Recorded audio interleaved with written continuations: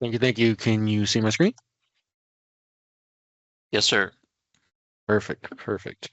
Wonderful. Thanks, guys. Thanks for joining us today. Today we'll be covering a few different topics. As Dylan mentioned earlier, we're going to be covering report packages, the takeoff quantities, and showing where you can use that as a column, and then covering our WBS codes and how to use them.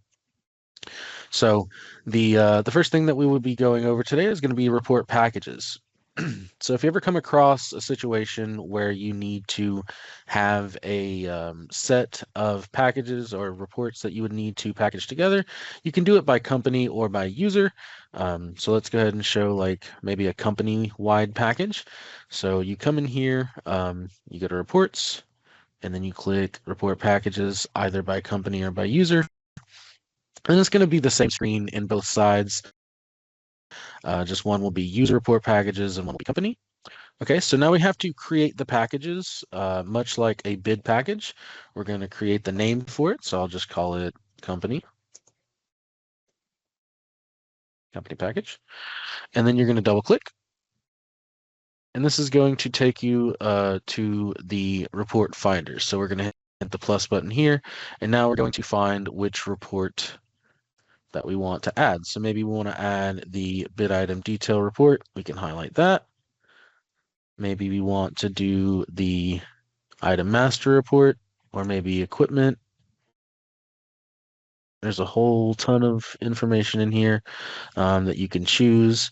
Maybe the proposal report. Maybe you want to do the summary report. And then you can hit select, and that builds that package for you. So when you run this company package, it will print all of those out together. And you can create multiple packages here. Of course, you can create, a company package too. Maybe it's specifically for more accounting information. Go in there and find whichever reports that you would want. All right. I'm going to go ahead and delete this one. And then if you wanted to run that report, you could print the reports in the selected package and then hit OK. And that's going to run those reports based on the job that you currently have active.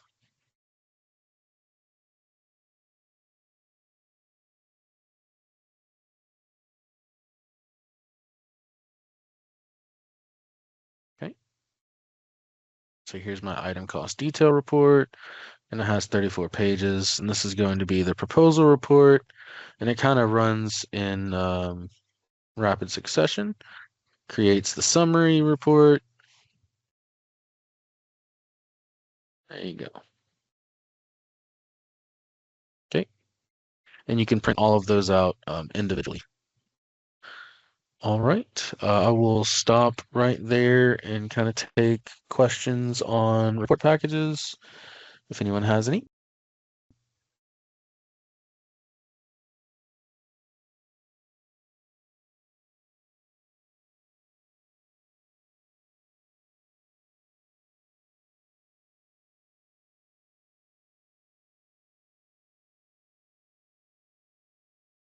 Okay.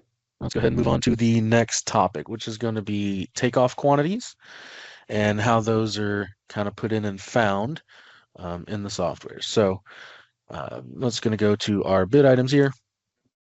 So this is going to be, just a webinar job that I've created to show you guys kind of what this is going to look like. So you're going to go up here to options, and then you're going to show takeoff quantity column.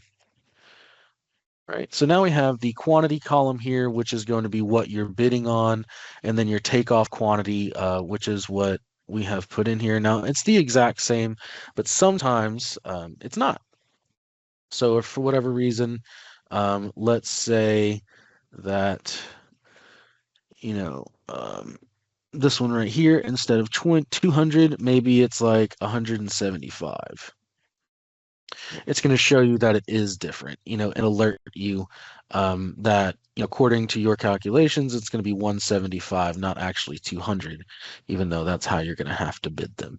So it just kind of has the ability to be a different quantity based on whatever you found in your takeoffs. Okay, and you can also import these in.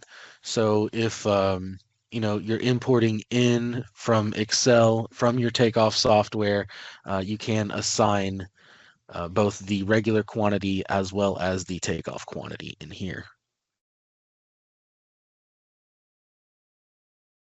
Okay, take a little bit to answer any questions that you guys have on the Takeoff quantity.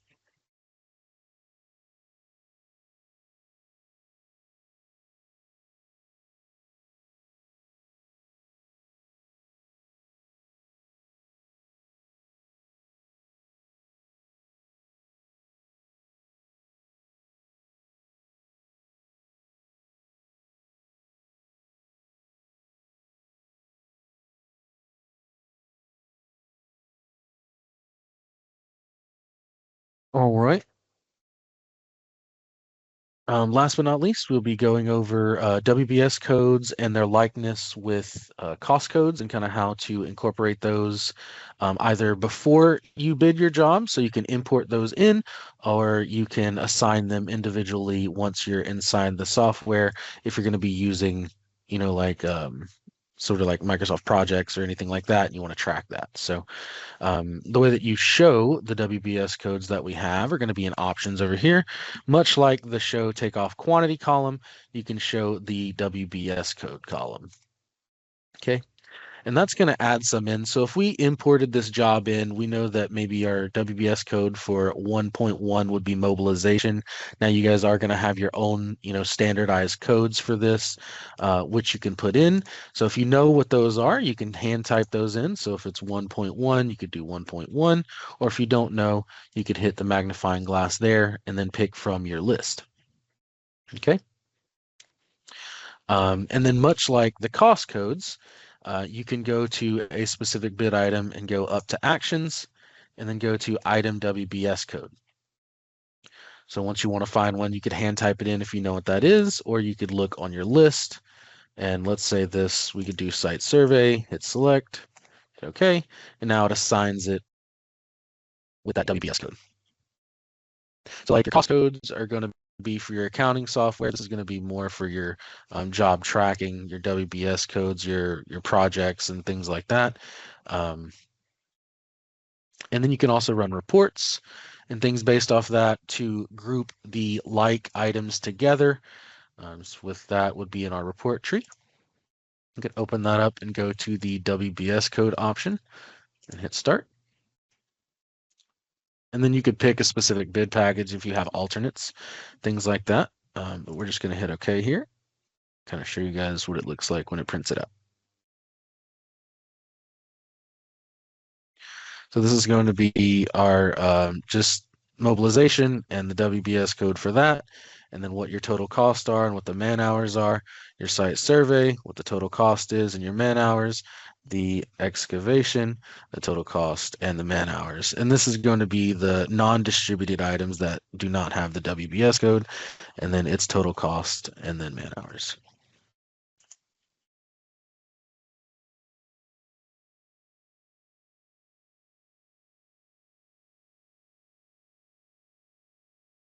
Okay, I'll take a little bit to... Yeah, Jonathan, we did actually get a question come in about the takeoff quantities, if they're used in any calculations that you're aware of. Not typically. So they're not used in takeoff calculations. It only takes into consideration the quantity that you have in here.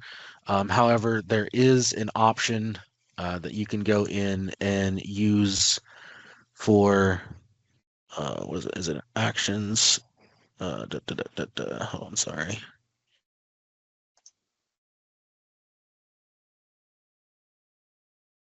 There's one for, oh, there it is. So you can actually use the takeoff as the unit cost, which kind of goes into a little bit more of the calculation area there, but it you can use use the takeoff quantity for the unit cost of, like, say, sub-level items underneath, so that you're taking the takeoff quantity into consideration. But typically, other than this very specific use case, it is not used in calculations, no. I think we might be good on that end. All right, all right. Well, just because I have you for a little more time, I will go into a little bit more depth of how you can import these or export these. So the import and export process pretty much works the same way. So I'll just go in like I'm exporting here.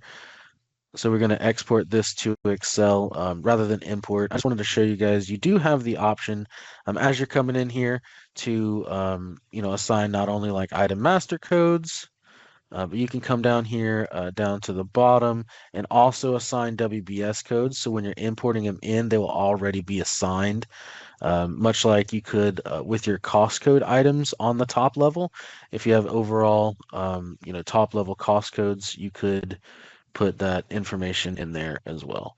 So it works similarly to how the cost codes would work.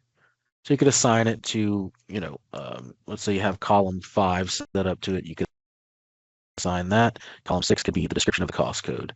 And you could import that in. Other than that, if there are no other questions that I can help out with, I'm pretty much done with my topics today. All right, thank you very much. Yeah, I'll jump back in here real quick. All right, well, once again, I'd just like to thank everybody for coming out. Keep an eye on your email, as everyone who registered is going to receive a copy of the recording. Also in that email will be a feedback survey where you can submit ideas for future webinars as well. Just tell us how we did. We would appreciate it if you could take a minute or two out of your day for that.